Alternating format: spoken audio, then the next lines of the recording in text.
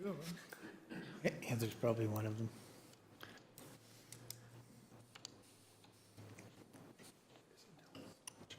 I'd like to call this meeting to order. Welcome, everyone. And at this time, I'd like to give the opening to Councillor Jake Hiebert. Thank you, Mr. Mayor. Steinbach Bethesda Hospital, 1937 to 1960. This week I got my hands on a book entitled Bethesda, First 50 Years by Peter Pauls. Prior to 1937, the hospital facility in town was known as the Vogt Private Hospital. In the early 30s, there was a group in Steinbach known as the Bethesda Hospital Society.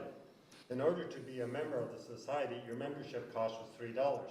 So as to encourage a surge in membership, it was reduced to $1.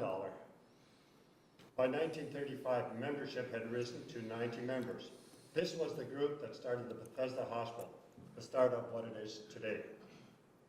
On January 15, 1937, the Bethesda Hospital was opened with 13 beds on the main floor. An additional 10 beds on the second floor were opened the following year. Patients from the Vogt Private Hospital were moved to this new facility. The doctors and staff attended to patients almost on 24-hour shifts. The first doctors were Wetter, Hodgson, and Henderson. The first baby born in the new hospital was Barbara Weed, born on the 19th of January, 1937. Unfortunately, she passed away 2 years later from meningitis. The first boy born at the new hospital was a day later after her. His name was Laurent Gagnon, and he was born on the 20th of January. 316 patients were admitted to the hospital the first year. 46% of the admissions were births, or 145 babies. There were 63 operations performed that year. A new well was drilled, and by the year end, a sterilizer was purchased. By 1947, which is 10 years later, there were 859 admissions, 297 births, or 35% of the total admissions. New equipment, including an X-ray machine, operating table, laundry machines, and a furnace with a stoker, were purchased. For those that know what a stoker is. An annual fundraising drive was required as admissions did not cover the cost. In 1947, the Bethesda Hospital Society started planning for a new addition. The intent was to raise $50,000 by May of the following year. The two-story addition was started by July. While the $50,000 fundraising was in progress, the Manitoba government announced its new health plan, in which the province and the federal treasury undertook to pay 2/3 of the cost. The government input, obviously, the Bethesda Hospital was stipulated as to specifications and size of the new building. The original plan was for an additional 17 beds. With government funding, this was raised to 28 beds. The cost increased from $50,000 to $84,000. The local portion to be raised was $50,000. It now is lowered to $28,000. The open house and public viewing were held on October 15, 1949, with a dedication service at the Mennonite Brethren Church. The total bed complement now was 42. In the basement, space was allotted for the Red River Health Unit. 3 doctors were added, along with 5 RNs, 8 LPNs, an X-ray technician, and 9 people who looked after the cooking, the laundry, and the janitorial staff. Due to the size of the new facility, the Vita Memorial Hospital was temporarily closed, and the 10-bed St. Pierre Hospital did not open until 1950. The St. Anne Hospital opened in 1954, and it cost $65,000, and that included the building and the equipment. By 1950, funding for the Bethesda Hospital started dwindling as costs increased and the donations from the church's contributions diminished. In 1952, talks commenced regarding the creation of the Steinbach Hospital District number 27. Within 3 months, July 7, 52, an order in council officially created the Steinbach Hospital District number 27. The accounts receivable were just over $22,000, at which time the credit union and the RBC were asked to write collection letters to everybody. A generous price was agreed upon to buy the personal equipment of doctors Wetter and Hodgson. The secretary, Mr. C.G. Unruh, was paid 7 cents a mile to use his own personal car for debt collection. And he was paid 10 cents a mile if he did he was paid 7 cents a mile if he used his own car, and if he did debt collection, it was 10 cents, just in case there was danger to be encountered. By 1954, rates increased per diem from staff from $5.35 to $6. Private ward rates in those days was $7, and it went to $8. And for newborns, the daily rate went from $1.25 to $1.50. This was also the year that there was a ban enacted whereby employees were not allowed to smoke on hospital premise. Staff were allowed to have residency quarters at a cost of $10 a month. Sounds to me like affordable housing. A year later, the work week was reduced from 48 hours to 44 hours, and private room rates were increased by $2. A bit of humor, Mr. Elf Reimer built an upright freezer at the cost of $250. He was paid $100 cash and $150 credit for future hospital costs that he might incur. In 1953, when bids were received to install water and sewer at a cost of $2,300, the hookup was postponed 1 year due to lack of finances. Mr. Ernie Goosen and Ron Kreutzer of the Kinsman Club agreed to finance that connection. In 1957, several changes took place. The members were reappointed to the Hospital Society were Dr. Kruger, Choate, Hiebert, and Dr. Dick. This was the last year of the Bethesda Hospital Society, which now became the Steinbach Hospital District 27. Complaints were received regarding the self-appointed ministers visiting patients who had no desire to see them. This was changed to allowing only ordained pastors to attend to the wards. The Bethesda Hospital was to remain with the Steinbach Bethesda District 27, assuming operational responsibilities on October 31st, 1957. Some inventory was turned over, and the final $18,000 was turned over in 1964. By 1959, the work week was changed from 44 hours to 40 hours.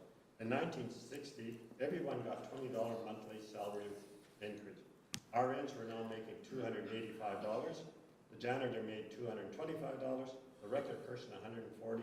The X-ray person $300, and the administrator $375 a month. In 1960, plans were started for a new 65-bed facility with the 1937 building being renovated for extended care use. I will leave the new addition and the renovations for another day. Thank you, Mr. Mayor. Thank you, Councillor Hiebert. Council, we have the agenda in front of us, looking for a motion to adopt. Councillor Penner, second by Councillor Hiebert. Any comments? Looks like a good agenda. Call for the question. All those in favor? Opposed? That is carried. Council, we have the minutes of July 5th, 2022, the regular council meeting. They start on page 1. We've all had an opportunity to review. Looking for a motion to approve. Councillor Hiebert, second by Councillor Penner. Any comments? No comment. Call for the question. All those in favor? That is carried. Is there any business arising from the minutes? Okay, seeing none, we will move on. We'll move to number 6. This is the public hearing. It's just a little bit after 7:35. This is Variance V-2022-20. This is referring to 37 Prairie Crescent. At this time, I will close the council meeting, open the public hearing. Mr. Thiessen, could you please introduce this file? Yes, Mr. Mayor, this is file V-2022-20 regarding 37 Prairie Crescent. The purpose of the variance application is to allow an 18.5-foot rear yard setback, whereas the residential low density zone requires a 25-foot rear yard setback. Applicants Maurice and Elizabeth Desmarais are proposing to convert an existing deck into an attached sunroom on the back of the house. So you can see on the right would be Prairie Crescent, so that's the front of the property, and then on the left is the backyard. You can see the distances from the existing deck to the back property line there. Notices pursuant to the Planning Act have been completed with no registered objections having been received. Because there are precedents of previous council approvals for similar applications, and city staff do not anticipate adverse effects resulting from this application being approved. Recommendation is that council would approve this variance application subject to the outcome of this public hearing. Thank you, Mr. Thiessen. Is the applicant here today? Do you wish to speak?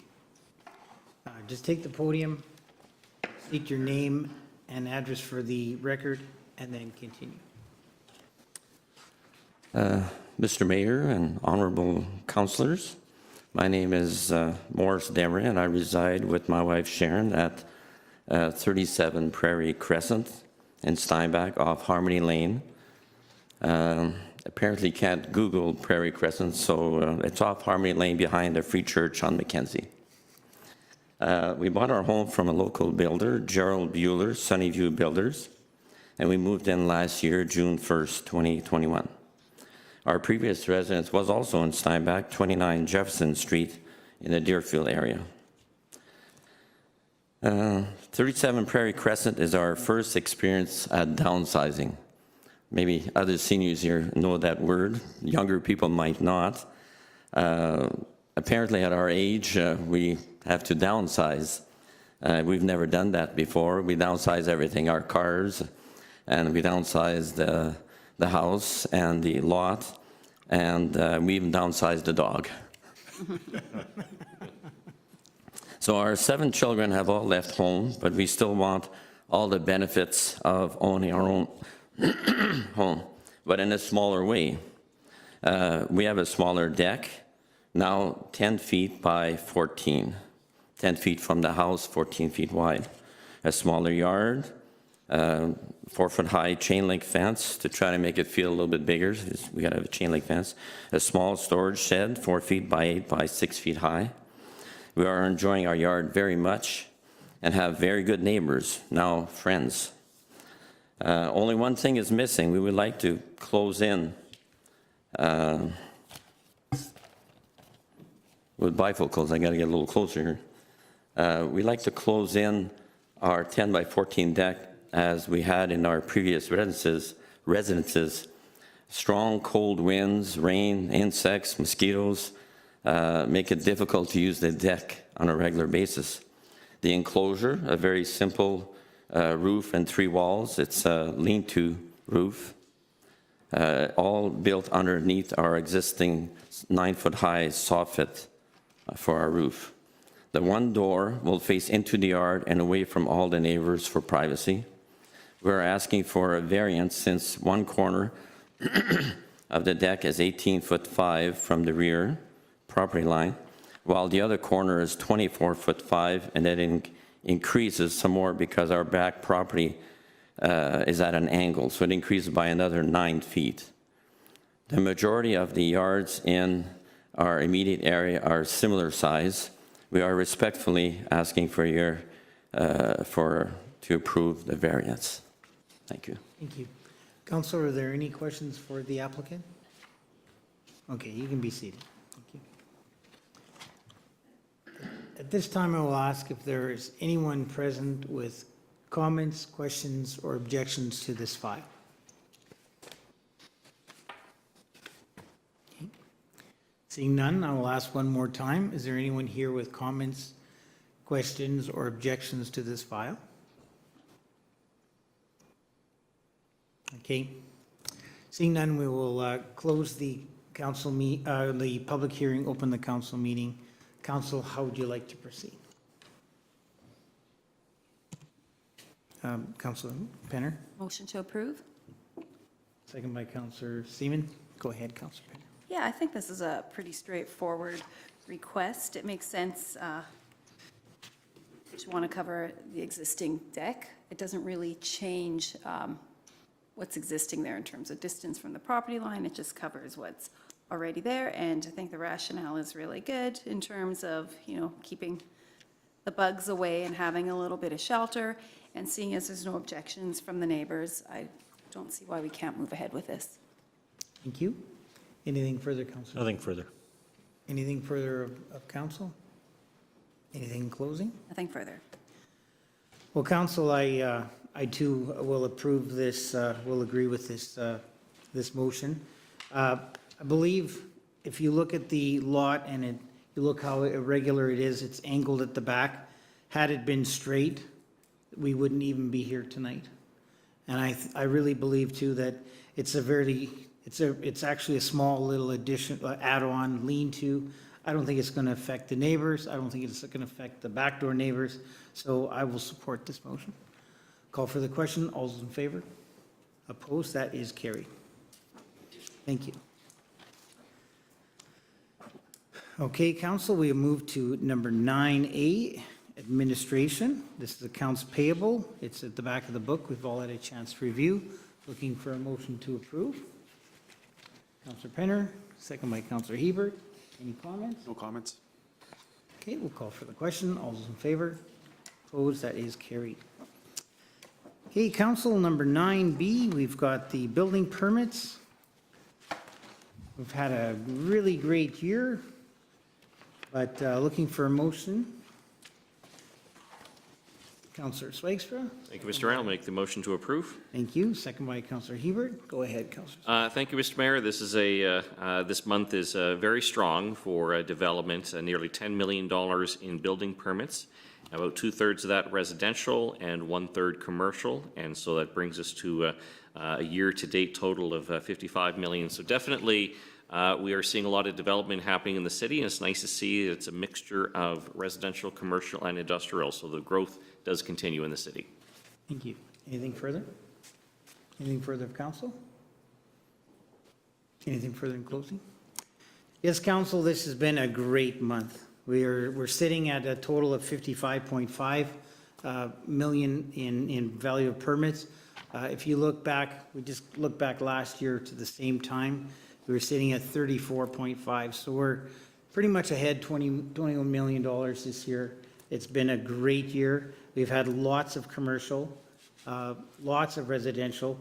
Matter of fact, the total dwelling units for the months was 32. So we've added 32 dwelling units to the inventory in Steinbach. This year to date, 125. So that's really exciting. We're on a good trajectory for the rest of the year. We should end off the year very well. But this definitely has been a great month. We're just shy of $10 million in value. Call for the question. All those in favor? Opposed? That is carried. Okay, 9C, we've got excavator licenses. Looking for a motion to approve. Councillor Hiebert, second by Councillor Penner. Nothing to add. Anything further? No. Okay. Any further of council? Call for the question. All those in favor? Opposed? That is carried. We've council question period. Are there any questions of council? Go ahead, Councillor Hiebert. Through you, Mr. Mayor, to administration. I've had a couple of citizens south of Steinbach complaining about engine brake noise, early mornings, late nights, and just wondering if there's any way we can address that. Signage is a question that they're asking about. Is there signage? And can we do something to get signage put up?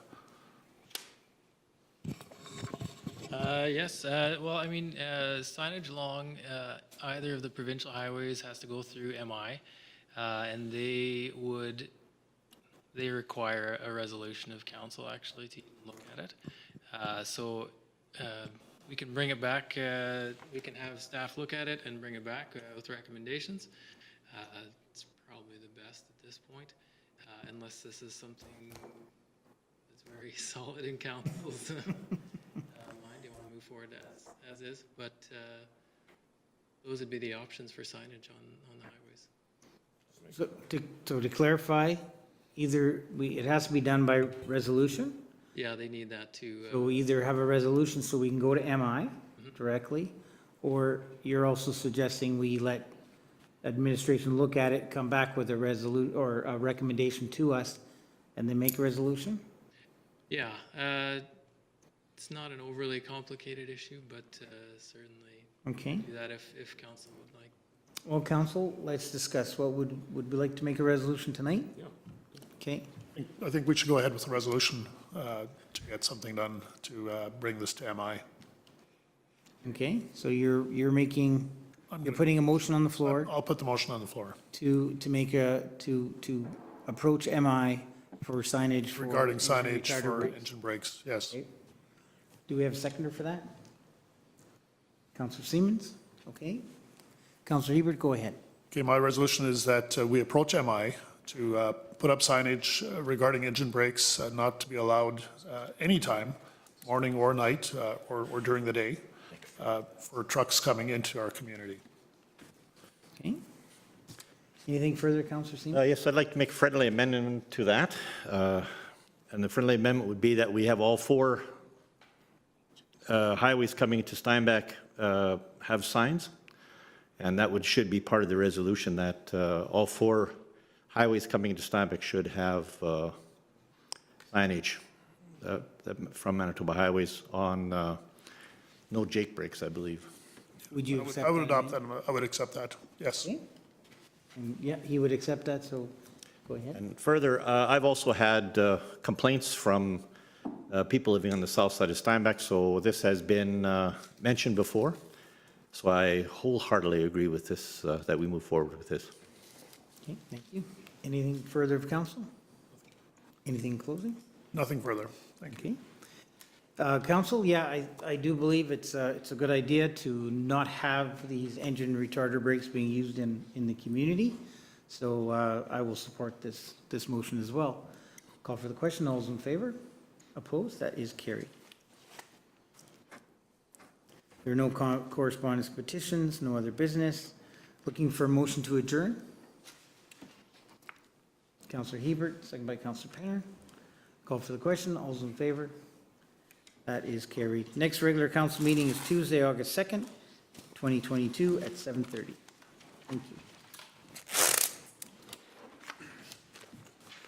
You know what I voted on?